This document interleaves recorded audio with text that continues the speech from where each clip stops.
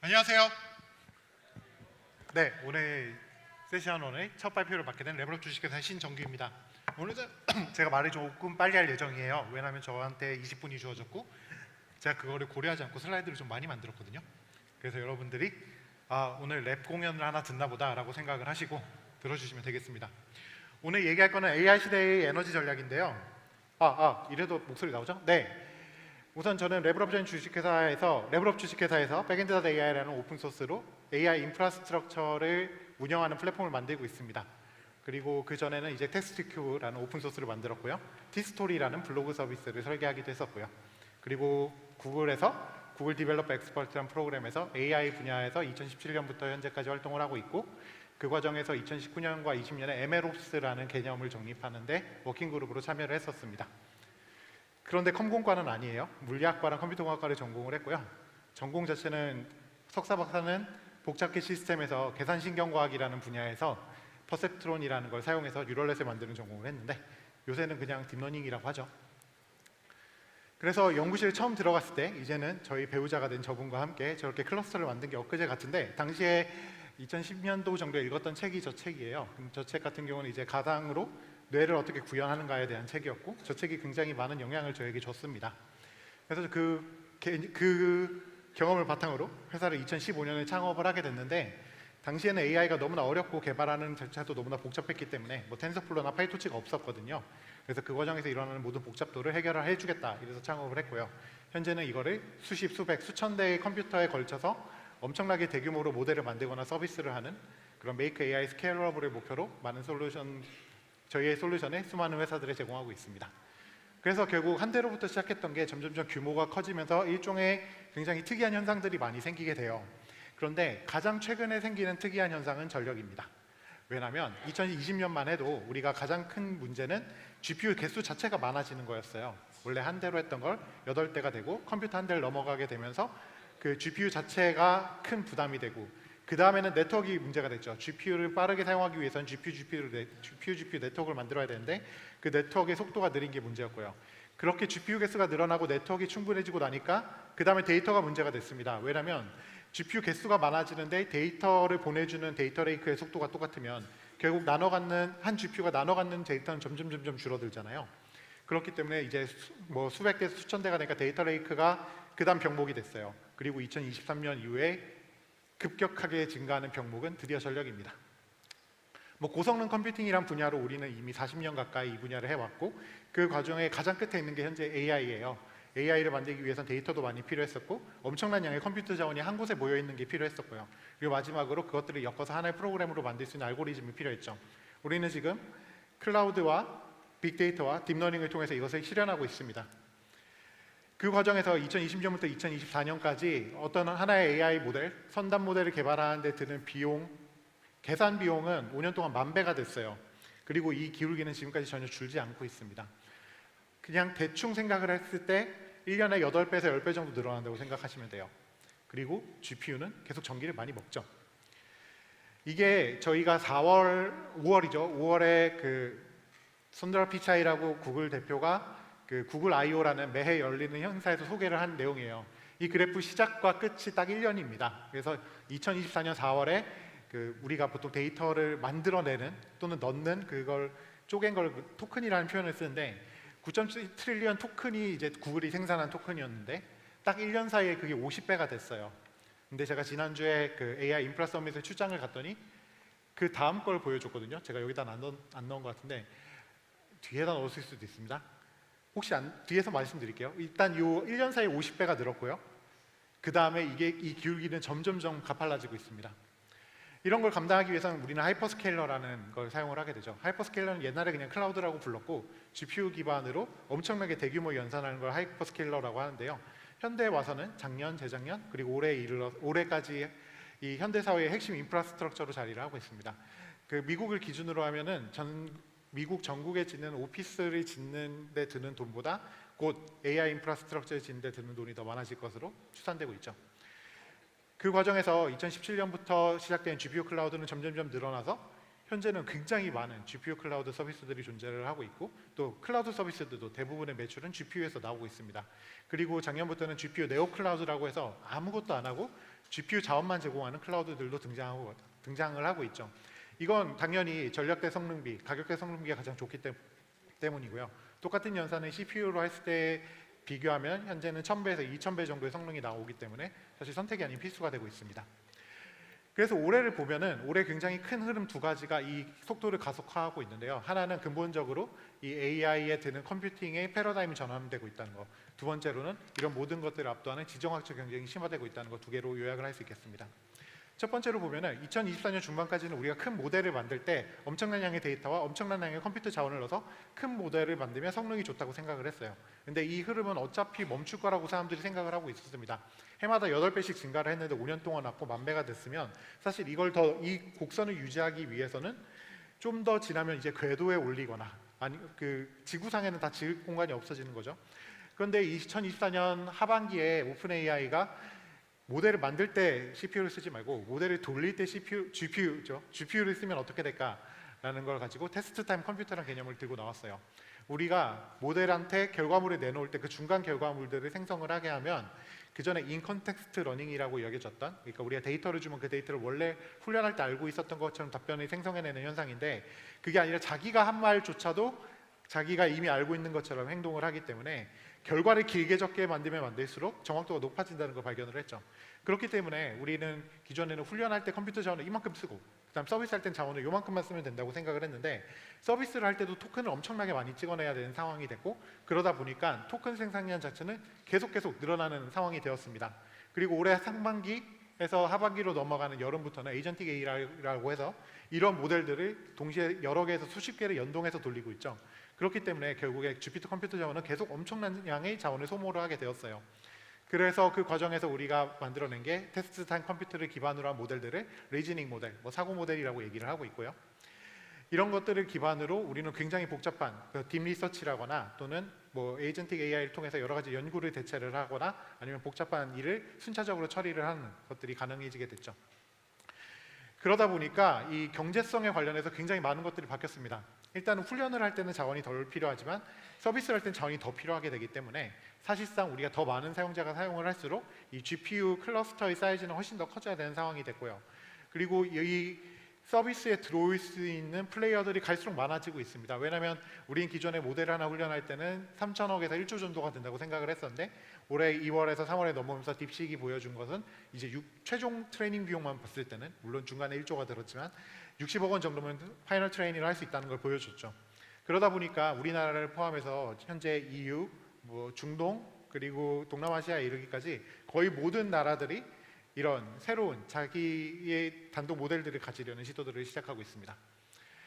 우리나라도 마찬가지죠. 2025년부터 이제 만장을 기억하시는지 모르겠는데 올해 2월에 이제 GPU 만장을 확보하겠다 이런 식으로 시작을 했다가 지금 3만 장이 됐다가 얼마 전에 발표할 때 20만 장을 확보하겠다 이렇게 점점 늘어나고 있죠. 그런 식으로 개수 자체가 늘어나고 있는데 사실 이게 그렇게 많은 건 아니에요. 왜냐하면 기존에 우리가 GPU를 예를 들면 만장을 산다고 했을 때는 이거 훈련용으로 쓴다는 거고 훈련용으로 썼을 때 모델이 잘 나오면 만장의 의미가 있지만 모델이 못 나오면 그 만장은 못 쓰게 되는 거잖아요. 그냥 비용만 한 1조 날린 거잖아요. 근데 예를 들면 우리가 10만 장을 10조 원을 주고 산다라고 했을 때 이걸 서비스 용도로 쓰면 어쨌든 서비스는 매출이 나오기 때문에 전체의 비용의 예를 들어 90%를 우리가 매출로 커버할 수 있다라는 생각을 할 수 있게 되면은 결국에는 만 장을 살 때 손해 보는 거나 10만 장을 볼 때 손해 보는 거나 같은 개념이 되는 겁니다. 그래서 지금 미국이나 아니면 이렇게 대규모의 팜을 만드는 곳들은 대부분 인퍼런스용으로 GPU를 엄청나게 많이 구축을 하고 있고요. 그 경제적 부담이 생각보다 적은 상황입니다. 그러다 보니까 이렇게 GPU가 10만 장, 20만 장 같이 기존에 볼 수 없었던 규모의 GPU들이 등장을 하게 되니 전력 밀도도 동시에 올라가고 있습니다. 전력의 총량도 당연히 올라가고 있지만 전력 밀도가 급격하게 올라가고 있는데 예를 들면 기존에 우리가 웹 서비스를 할 때는 보통은 렉이라고 하는 거 이렇게 가구처럼 생겨서 막 컴퓨터들 넣어놓는 거 영화에서도 많이 보셨죠? 그런 것들 한 칸을 렉이라고 하는데 그 렉이 보통은 4kW를 소모하는 렉이었습니다. 그러다가 이제 GPU가 좀 활성화되기 시작한 2017년부터 19년까지 고밀도 렉이라고 해서 12kW까지 감당을 할 수 있는 렉이 나오기 시작했고요. 현재 우리가 사용하고 있는 하퍼 GPU, 뭐 H200 같은 경우는 렉 하나당 47kW를 소모를 하고 있고, 블랙엘 GPU 같은 경우는 렉 하나가 120kW를 씁니다. 그리고 내년에 나올 베라루빈이랑 그 3년 후에 이제 보급화가 될 파인만 아키텍처에 이르면은 렉당 600kW를 소모를 하겠다라는 걸 공지를 한 상태예요. 그러니까 그걸 감당할 수 있는 기술은 아직 세상에 없습니다. 냉각 기술도 없고 파워를 집중할 수 있는 기술도 아직 완전치가 않아요. 그렇기 때문에 엔비디아 같은 경우는 그걸 미리 얘기를 하고 이걸 따라오는 회사들만 우리의 벤더로 써주겠다라는 발표를 올해 4월에 한 상황이죠. 그렇기 때문에 뭐 냉각 시스템뿐만 아니라 전력을 어떻게 더 효율화해서 집중시킬 것인가, 그럼 도대체 여기 파워 딜리버리를 어떻게 할 것인가, 이런 것들이 큰 문제가 되고 있고, 그 과정에서 데이터 센터의 설계 자체도 굉장히 큰 도전을 받고 있습니다. 그리고 또 이 AI 분야에서 생기는 전력은 굉장히 특이한 특성도 동시에 가지고 있는데요. 우선 그건 뒤에서 설명을 드리고, 빨리 시간이 없으니까요. 빨리 하겠습니다. 네, 전력 소모, 환경 영향, 비용 효율, 하드웨어, 이 모든 것들이 다 이 확장을 할 때 문제가 되고 있습니다. 환경적으로는 당연히 문제가 되겠죠. 엄청나게 집중을 하고 전력을 소모하고 있지만 우리는 거기에 대해서 지금 별로 신경을 쓰고 있지 않습니다. 왜냐하면 전 세계 모든 국가들이 경쟁 상태로 들어갔기 때문에요. 그리고 인프라 자체가 비싸죠. 우리가 반도체 중에 가장 비싼 반도체가 GPU인데 뭐 예를 들면 이거 한 장에 8천만 원 정도 하니까요. 그렇게 만들어 놔도 얘는 항상 최적화해서 잘 사용하기가 힘듭니다. 데이터가 병목이 될 때도 있고, GPU 자체가 병목이 될 때도 있고, 네트워크가 병목이 될 때도 있고, GPU 자체가 굉장히 잘 죽는 디바이스예요. 뭐 대충 돌리면 100대 돌리면은 1년에 5대 정도는 AS를 가야 된다고 생각하시면 됩니다. 그건 당연한 게 GPU는 성능을 올리기 위해서 엄청나게 오버클럭을 해놓은 상태이고, 그거를 극단적으로 고밀도 환경에다 억지로 돌리고 있기 때문에 장비의 수명이 굉장히 짧습니다.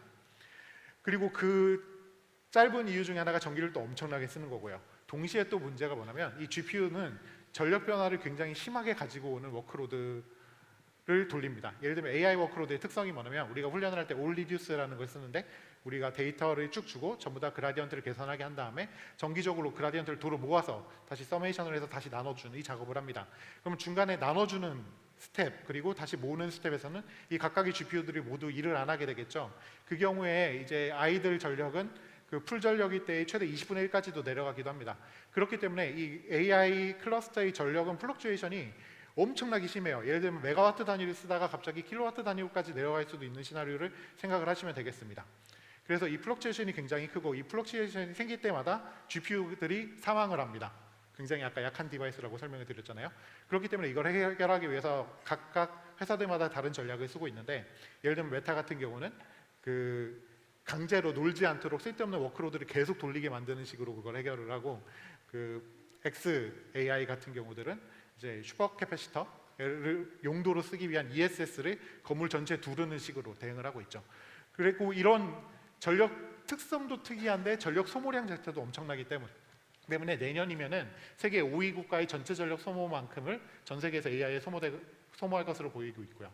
그리고 이 과정에서 당연히 우리는 아직 모든 에너지를 일로 바꾸는 수단이 찾지 못했기 때문에 열이 엄청나게 발생합니다. 그래서 온갖 종류의 냉각 방식이 나오고 있고, 그리고 이걸 해결하기 위해서 원자력, 특히 SMR 쪽이 굉장히 주목을 받고 있고요. 문제는 SMR은 현재 AI 워크로드가 필요로 하는 전력을 당장 채워주지 못하거든요. 왜냐하면 대부분의 회사들은 맥스 3년 안에 전력이 필요한 상황이고, 이 SMR은 이제 지금부터 설계 들어가서 건축을 한다 그래도 사실 표준화된 기술이 아직 없는 상황이기도 하고 모두 연구를 하고 있죠. 그렇기 때문에 이걸 투자하되 대부분은 다른 종류의 여러 가지 종류의 그 전력 확보 수단을 목표로 하고 있습니다. 대표적인 게 태양열이고요. 뭐 풍력도 거기에 들어가고 있고요. 절대량 자체가 이렇게 원자력을 통해서 절대량을 장기적으로는 확보를 하되, 단기적인 건 일단 당장 에너지 수급을 할 수 있는 여러 가지 발전, 심지어 거기는 화력도 포함이 되고요. 그래서 메우려고 하고 있습니다. 그리고 AI는 불안정하고 GPU는 맨날 죽고, 그 전력 특성도 굉장히 특이하기 때문에 이런 것들을 스케줄링을 하는 것도 굉장히 어렵고요. 그걸 돌아가는 AI 가속기도 사실 한 종류가 아니라 뭐 구글이 만든 거, 그 메타가 만든 거, 마이크로소프트가 만든 거, 뭐 한국에선 리벨리온이나 필요사가 만든 것들이 계속 등장을 하고 있죠. 그래서 시간이 거의 다 됐죠. 이번 넘어가겠습니다. 효율성이 굉장히 중요한 시대가 됐고, 구글 같은 경우에는 최근에 이런 효율성을 달성하기 위해서 그 인퍼런스, 그러니까 서비스를 하는데 드는 비용을 30분의 1 이하로 줄인 걸 발표를 했습니다만, 문제는 이분들이 제공을 하고 있는 그 토큰의 수가 아까 전에 1년 동안 50배가 늘었다고 했잖아요. 그 후 2달 동안 2배가 늘었거든요. 그래서 14개월 동안 100배가 늘었습니다. 네, 지금 막 넘어가고 있는데요. 시간이 없기 때문입니다. 저 지금 1분 남았거든요.